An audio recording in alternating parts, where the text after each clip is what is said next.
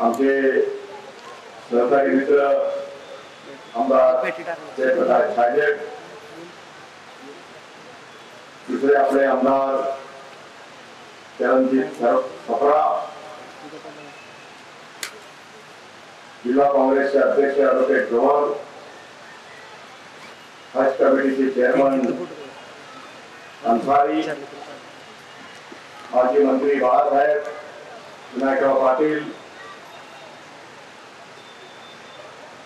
आपल्या ऐकवले अशा आता लातूरचे नवे शायर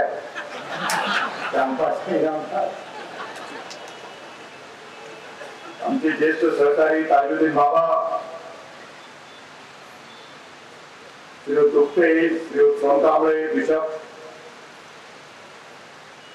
व्यासपीठावर उपस्थित जिल्ह्याच्या वेगवेगळ्या तालुक्यातून आलेले आपले सर्व प्रमुख, काँग्रेसचे सर्व कार्यकर्ते, या कार्यक्रमाचे संयोजक अमित, त्यांचे सर्व युवक कार्यकर्ते, सर्व पदाधिकारी आणि मोठ्या संख्येने उपस्थित आमच्या अल्पसंख्याक समाजाचे जिल्ह्यात आलेले सर्व उपस्थित कार्यकर्ते, बंधू आणि भगिनी,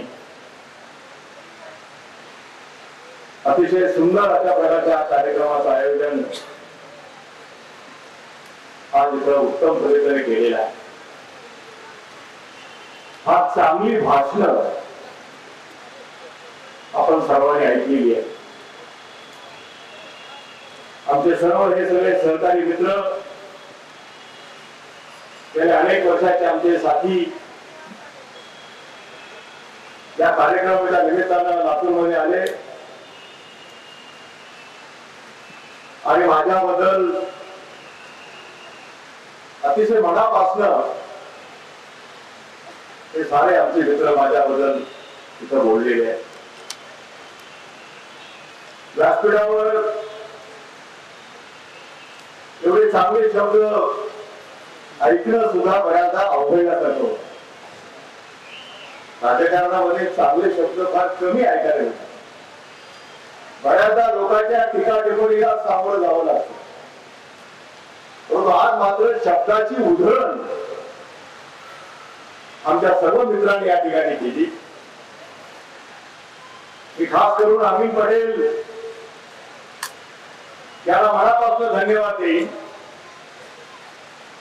की या महामंडळाचं अध्यक्ष त्यांना नेमावं असा जेव्हा प्रश्न माझ्या समोर आला तेव्हा मला आठवतंय की मी आमचे भालेगावचे आमदार रशीद शेख यांची ऑर्डर मी काढली. रशीद शेख तर ते म्हणाले की या मंडळाचं अध्यक्षपद मला काही जमणार नाही आणि मी काही हे काम स्वीकारू शकत नाही. अतिशय प्रामाणिकपणाने त्यांनी काम करायला नकार दिला आणि त्यानंतर अमित पटेल यांची आपण अध्यक्ष म्हणून त्या ठिकाणी नियुक्ती केली. खरं म्हणजे धन्यवाद त्या रशीदला दिले नाही. रशीद शेखने नाकारलं.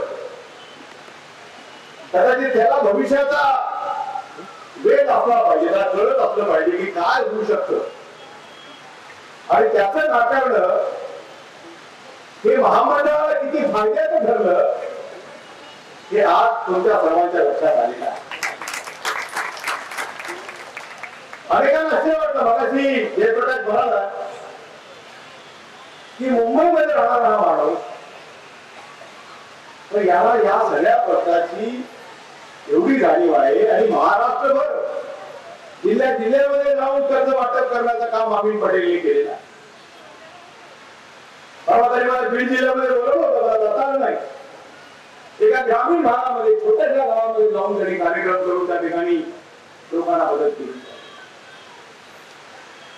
या मंडळाला अधिक पैसा मिळाला पाहिजे म्हणून पाठपुरावा केला. अनेक जाती खाटी ज्या होत्या, तुम्ही 50,000 रुपयाचं कर्ज द्यायचं असेल तर सरकारी नोकऱ्याची त्याला जामीन लागेल. 50,000 रुपयाचं कर्ज द्यायचं असेल तर सरकारी नोकऱ्याची त्याला जामीन लागेल. 50,000 रुपयाचं कर्ज द्यायचं असेल तर सरकारी नोकऱ्याची त्याला जामीन लागेल. कोण सरकारी नोकरी येणार गरीब माणसासाठी सही करायला?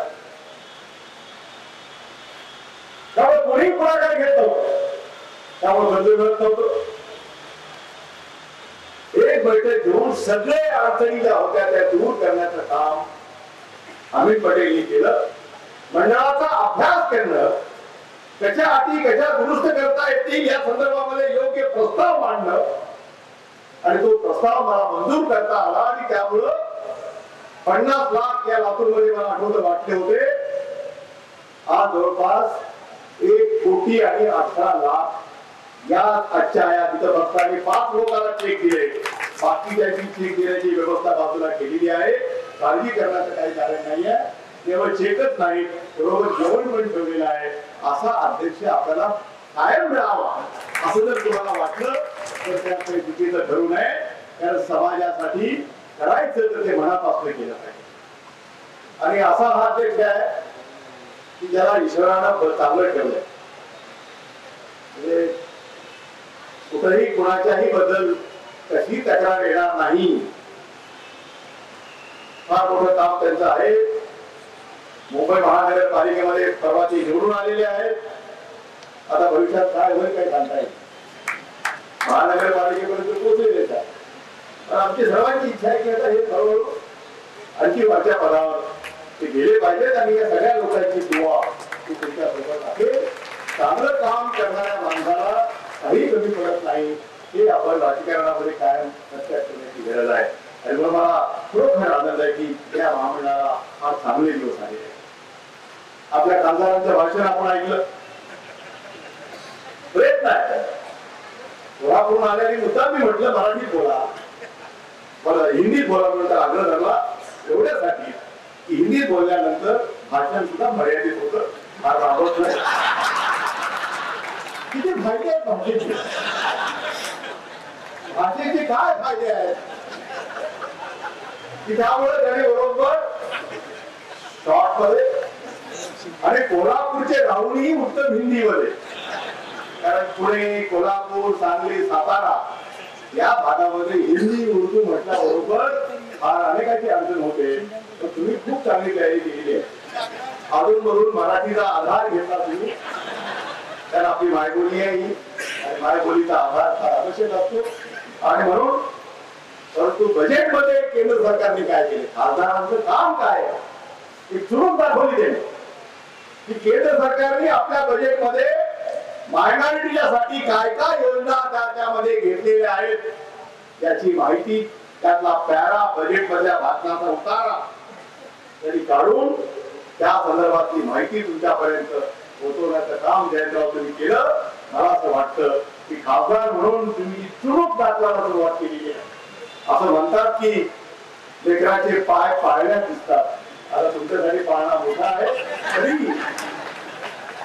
तरी तुम्ही योग्य पद्धतीनं या भागातले अल्पसंख्याकांचे प्रश्न काय आहेत, मागासवर्गीयांचे प्रश्न काय आहेत, ओबीसीचे प्रश्न काय आहेत, या सर्वांच्या संदर्भामध्ये केंद्र सरकार काय नेमकं करू इच्छित आहे या संदर्भामध्ये लोकांच्या पर्यंत तुम्ही माहिती पोहोचवली.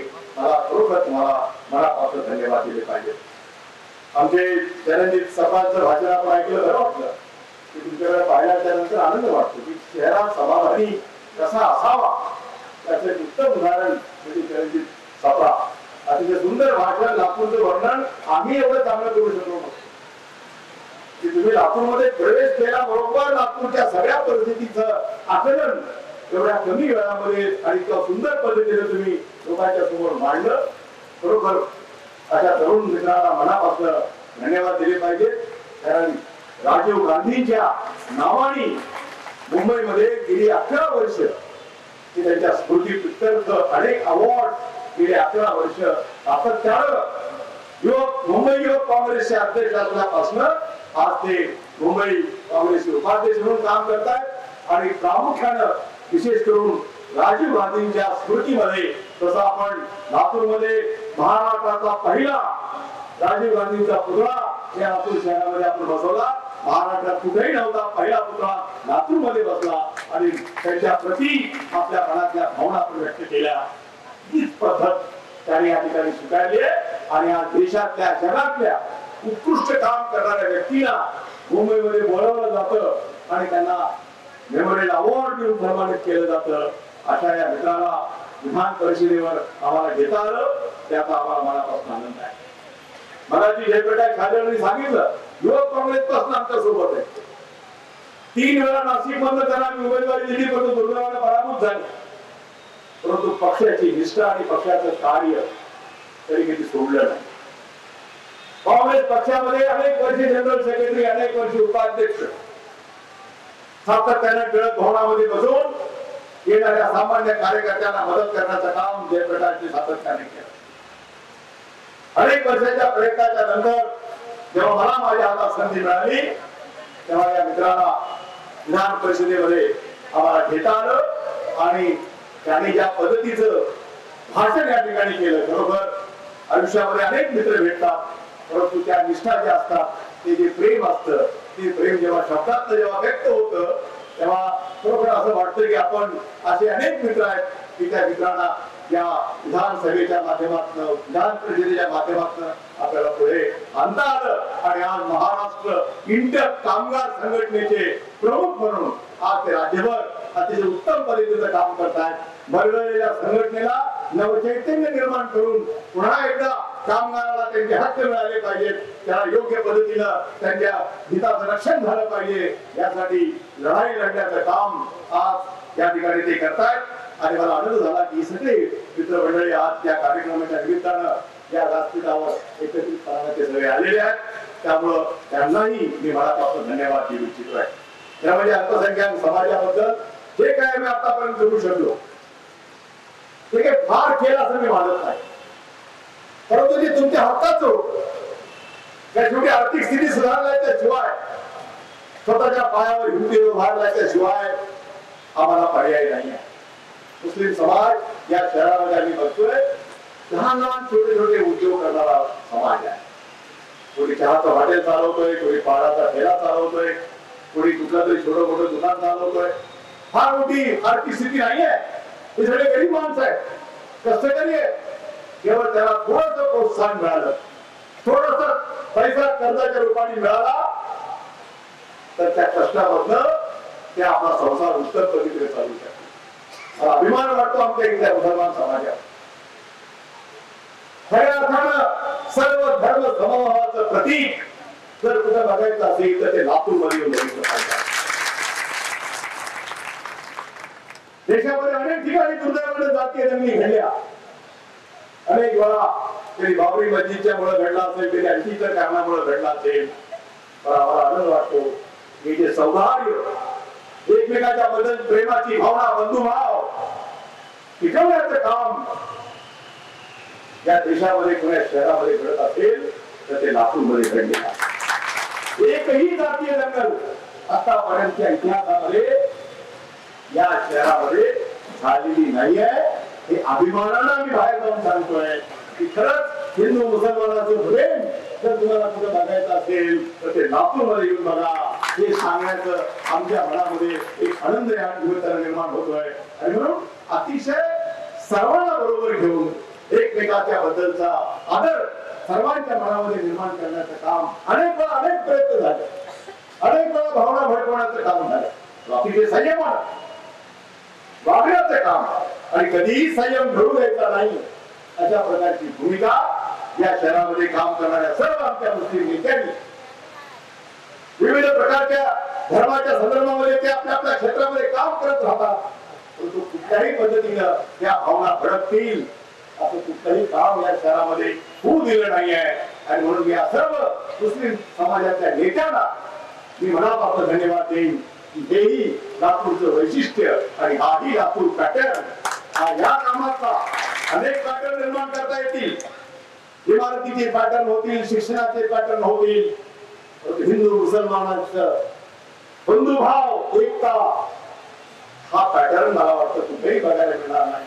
तो लातूर मध्ये आधी निर्माण करून ठेवलाय, याचा अभिमान आम्हाला वाटतोय. माझी विनंती आहे आपल्याला की हे जे आम्ही आतापर्यंत टिकवलंय याला कसल्याही प्रकारचा धक्का आणि गालबोट लागता कामा नये. हे आपण सर्वांनी मिळून या सभेच्या निमित्तानं संकल्प करूया आणि पुन्हा एकदा प्रगतीच्या मार्गावर जाऊया. सरकारवरून तुमच्यासाठी अनेक गोष्टी आम्हाला करायच्या, अनेक गोष्टी आम्ही पुढच्या काळामध्ये करत राहू. केंद्र सरकारकडनं आता आम्ही पटेल काळजी करू नका, तुम्हाला जेवढा पैसा पाहिजे तेवढा पैसा केंद्राकडनं या तुमच्या कामासाठी आम्ही उपलब्ध करून देऊ.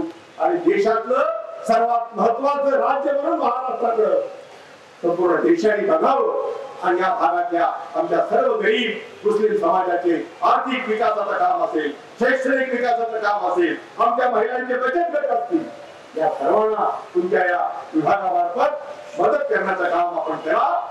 आणि समाजामध्ये ताट मांडीने आमच्या या सर्व भगिनींना काम करता आलं पाहिजे, अशा प्रकारची भूमिका आपण स्वीकारली पाहिजे. मला आनंद वाटला की आता आपण शेतकऱ्यांसाठी सुद्धा कर्ज देणार आहोत. आमच्याकडे खूप शेतकरी आहेत, आमच्याकडे मुस्लिम समाजाचे अनेक लोकांच्याकडे शेती आहे. आता लातूरचे लोक प्लॉट करून विकतात, सोडून देऊ आपण. आमच्या अनेक खेड्यामध्ये लोक आहेत, मुस्लिम समाजाचे आहेत, कोणाकडे 5 एकर आहे, कोणाकडे 2 एकर आहे, कोणाकडे 10 एकर आहे. अरे आमच्याकडे निजाम राजवटीत आले असल्यामुळं अनेक आमचे पटेल 2-2ची 4-4चे 5-5 एकराचे मालक सुद्धा महाराष्ट्रामध्ये आहेत. नाही असा भाग नाही. परंतु आता हळूहळू ती जमीन कमी होत चालली. परंतु शेतीसाठीचा केलेला निर्णय हा फार महत्वाचा निर्णय आहे. आणि त्या निर्णयाच्या माध्यमातून सुद्धा जे गरीब शेतकरी आहेत त्यांनाही 2% व्याजाच्या दराने आपण कर्ज देणार आहात. एक अतिशय उत्तम योजना आणि ती इंदिरा गांधीच्या नावाने तुम्ही सुरू केली. म्हणून तुमचं त्या ठिकाणी अभिनंदन करू इच्छितो आहे. मला असं वाटतं की लातूरकरांनी नेहमीच आमच्यावर प्रेम सातत्याने केले. ज्या त्या वेळा लातूरकरांच्या समोर आम्ही आलो त्या त्या वेळा तुम्ही आम्हाला डोक्यावर उचलून धरलेला आहे. आम्ही किती जरी करत राहिलो तरी तुम्ही जे आमच्या डोक्यावर जे ओझं करून ठेवलंय हे पण आमच्यावरचं कर्जच आहे. तुमचं कर्ज माफ करणं सोपं आहे, जे केलं सरकारने तुमच्या डोक्यावरचं कर्ज माफ केलं. परंतु आमच्या डोक्यावरचं कर्ज माफ करू नका, कर्ज वाढवत नका. तुमच्या कर्जाच्या ओझ्याखाली राहण्यामध्ये जो आनंद आहे तो आनंद इतर कर्जामध्ये राहण्यासारखा नाही आहे. आणि म्हणून तुमचं कर्ज असंच आमच्या डोक्यावर वाढत ठेवा. तुमच्या डोक्यावरचं कर्ज वाढू देणार नाही एवढी खात्री मात्र आम्ही या निमित्तानं आपल्याला निवडतोय. कारण याच्यातनच सामाजिक समता प्रस्थापित होऊ शकते. याच्यातच समाजाच्या प्रत्येक घटकाला हे राज्य आपलं आहे हे कधी वाटेल. हे राज्य आपलं त्याच वेळा वाटेल की सरकार समाजाच्या प्रत्येक घटकाकडे आपला माणूस म्हणून बघतो. आपली माणसं म्हणून जेव्हा आम्ही त्या व्यक्तीकडे बघतो आणि त्या समाजाकडे बघतो तेव्हा असं वाटलं पाहिजे की राज्य आपलं आहे. या राज्यातल्या प्रत्येक समाज घटकाला हे राज्य आपलं आहे तेव्हाच वाटेल जेव्हा हे राज्य त्या घटकाकडे आपुलकीच्या भावनेने बघेल, त्याच्या अडचणी सोडवण्याचा प्रयत्न करेल, त्याला अधिक मदत देण्याचा प्रयत्न करेल. तेव्हाच हे राज्य सर्वांचं राज्य आहे असा विश्वास आपल्याला वाटेल. महाराष्ट्र सरकार किंवा केंद्रातलं श्रीमती सोनिया गांधी आणि डॉक्टर मनमोहन सिंग साहेबांच्या नेतृत्वाखालील सरकार आम आदमीच्या संदर्भामध्ये विचार करते. परवाचं बजेट तुम्ही बघितलं, डॉक्टर प्रणब मुखर्जी साहेबांनी जे बजेट दिलं त्या दिवशी मी बघितलं जे स्टॉक एक्सचेंज खाली वर होताना बघितलं आपण. कोसळलं मार्केट. मला एखादी पार्लमेंट मधून मी बाहेर आलो, एका टेलिव्हिजन चॅनल वाल्याने मला लगेच गाठलं आणि विचारलं कारण मी मुंबईचा असल्यामुळे महाराष्ट्रात असल्यामुळं अरे बजेट तुमचं जाहीर झाल्याबरोबर स्टॉक मार्केट घसरलं. मी त्याला सांगितलं की हे बजेट हे स्टॉक मार्केट मधल्या लोकांसाठी नाही, हे आम आदमीसाठीचं बजेट आहे आणि आम आदमीचा आणि स्टॉक मार्केटचा काही संबंध नाहीये. यामुळे मार्केट चढलं आणि उतरलं तरी त्याचे परिणाम आमच्या आम आदमीवर काही होत नाही आहे. जी कमिटमेंट होती सरकारची ते कमिटमेंट पूर्ण करण्यासाठी मग रोजगार हमी योजनेसाठी ज्यादा पैसा लागेल, मायनॉरिटीसाठी ज्यादा पैसा देण्याची गरज असेल, ओबीसी साठी ज्यादा पैसा देण्याची गरज असेल, आदिवासीसाठी मागासवर्गीयांच्यासाठी या सगळ्या कामासाठी अधिक पैसा देण्याचं काम आणि त्याचा उल्लेख मगाशी आपल्या खासदारांनी केला की अल्पसंख्याकांच्या बजेटमध्ये 74% वाढ या वर्षीच्या बजेटमध्ये डॉक्टर मनमोहन सिंग साहेब आणि सोनिया गांधींनी केली आहे. सरकारची दिशा काय आहे? कोणत्या वर्गाचं आम्ही कल्याण करू इच्छितोय? कोणता वर्ग की ज्या वर्गाने आम्हाला सत्तेमध्ये बसवलंय त्या वर्गाचा विसर करता कामा नये. त्या वर्गाला न्याय देण्याची भूमिका या बजेटमध्ये प्रणब मुखर्जी साहेबांनी घेतली आणि खऱ्या अर्थानं आम आदमीचं बजेट असंच या बजेटचं वर्णन करावं लागेल. आणि म्हणून मनापासून केंद्र सरकारला आणि खास करून आमचे नेते डॉक्टर मनमोहन सिंग साहेब आणि श्रीमती सोनिया गांधींचे आभार मानले पाहिजे की समाजातल्या सामान्य घटकांच्याकडे म्हणजे शेतकऱ्यांच्यासाठी असेल, महाराष्ट्रासाठी ज्या शेतकऱ्याला आपण कर्जमाफी दिली त्यांना 6 महिन्याची मुदत वाढवून दिली. अजून कोणी राहिले असतील की ज्यांनी या सवलतीचा फायदा घेतला नसेल त्याला फायदा देण्यासाठी 6 महिने एस.आर. देशमुख जरा लक्ष ठेवा, 6 महिन्यामध्ये अजून कोणी काय राहिले असतील त्यांना बोलवा आणि त्याला जेवढी मदत करता येईल जेवढं माफ करता येईल तेवढं माफ लवकरात लवकर करून टाका. गरीब माणसाला त्याचा आशीर्वाद तुम्ही घेतला पाहिजे. म्हणून मला आपल्याला सांगितलं पाहिजे की आज या ठिकाणी ज्या लोकांना कर्ज उपलब्ध होत आहे त्या लोकांनी त्याचा वापर नीट करा, आपला संसार नीट चालवा, जमल्यास 2 पैसे परत करा.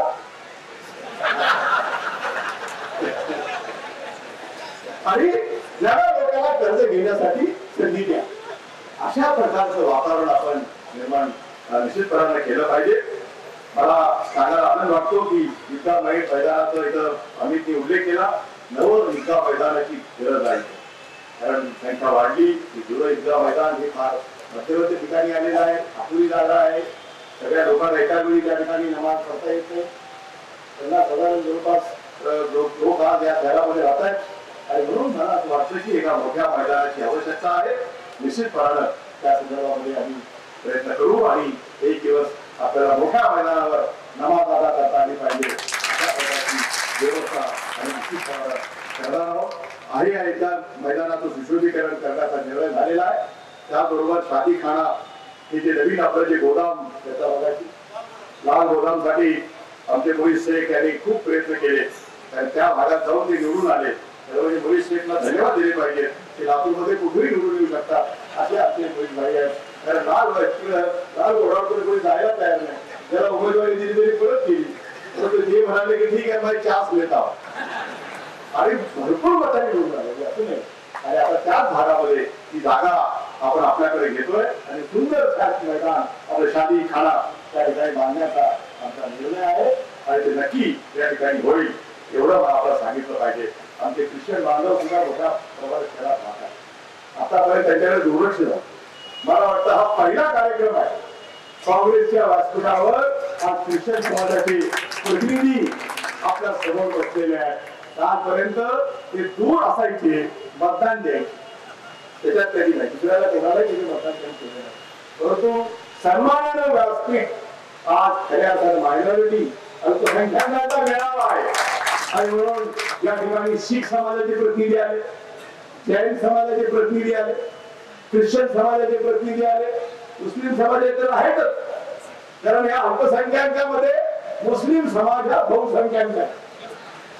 मायनॉरिटी मधली मेजॉरिटी म्हणजे मुस्लिम समाज म्हणजे मायनॉरिटीच आहे. पण त्या मायनॉरिटी मध्ये जर मेजॉरिटी कोणाची असेल तर ती मुस्लिम समाजाची आहे. म्हणून ज्या काही योजना येतात त्याचा 80% लाभ मुस्लिम समाजाला जातो. 20% मग ख्रिश्चन आहेत, आमचे शीख समाजाचे आहेत, जैन समाज काही मागत नाही. आणि म्हणून या सगळ्या समाजाला मदत करण्याचं काम अतिशय उत्तम पद्धतीने करत आहे. राज्यात काय काय घडलं, किती घडलं, काय कामं झाले याचा तपशील माझ्या सर्व मित्रांनी आपल्याला अतिशय सविस्तरपणे सांगितलेला आहे. त्याच्यामध्ये मी जाणार नाही. परंतु मला एक बरं वाटलं की आमच्या इथल्या हाजींना बाहेर जावं लागत होतं. त्यांच्यासाठी विमान किती दूर मुंबईला जायचं होतं, तिथून त्याला जावं लागत होतं. मला अन्सारी बसलेले आहेत, ते खरे खिदमतगार आहे. जरी ते आज या मंडळाचे अध्यक्ष असले तरी ते सतत मेहनत घेत असतात, तिथे काम करत असतात. ज्या ज्या वेळा आम्ही औरंगाबादला जातो त्या त्या वेळा चंदनाचा हार आणि शाल ही कधी चुकली नाही. असा एक निष्ठावान कार्यकर्ता त्या ठिकाणी आहे. परंतु मी आपल्याला एवढंच सांगू इच्छितो कि वो दिन दूर नहीं, एक दिन हमारे हाजी लातूर की एयरपोर्ट से हज की यात्रा करेंगे. वो दिन दूर नहीं. इतना ही मैं आज आपके बीच में कहना चाहता हूँ.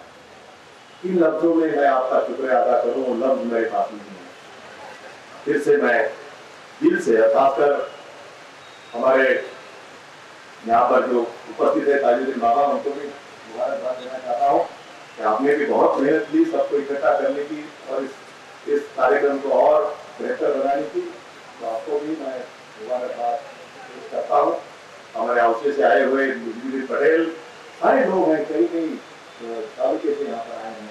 अब मेरे पास वो शब्द नहीं है कि इसमें मैं आपका शुक्रिया अदा करूँ, लेकिन आपका साथ ऐसे ही बने रहे, इन्हीं उम्मीदों के साथ फिर से अमीन पटेल और उनके सभी साथियों को मुबारकबाद देते हुए, और आप सभी को जिनको कर्जा मिला है उनको भी, और जिसको नहीं मिला है उनको भी बहुत बहुत मुबारक।